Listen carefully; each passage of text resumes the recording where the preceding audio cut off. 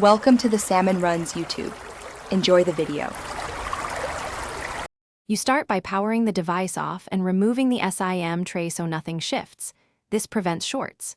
Use a heat source to warm the screen seams until the old adhesive softens, then insert a plastic pick at one corner and work slowly clockwise to lift.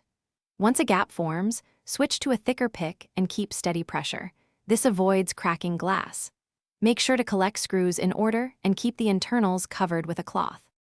Now that the screen is free and surfaces are clean, use 90% plus isopropyl to remove oils so the adhesive bonds well.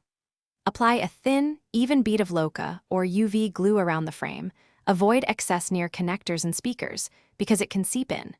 Place the glass starting at one corner and lower slowly to avoid trapping air. Press gently across the panel to force out remaining glue. Once aligned, clamp lightly, finish by curing the adhesive. If you used UV glue, expose the entire surface with the correct wavelength lamp for the manufacturer's time. Loca may need a pad or gradual setting.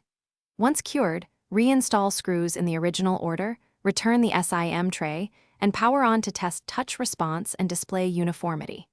If you notice bubbles, misalignment, or dead pixels, reheat just enough to lift the affected edge and reseat, or stop and consult a professional to avoid further damage.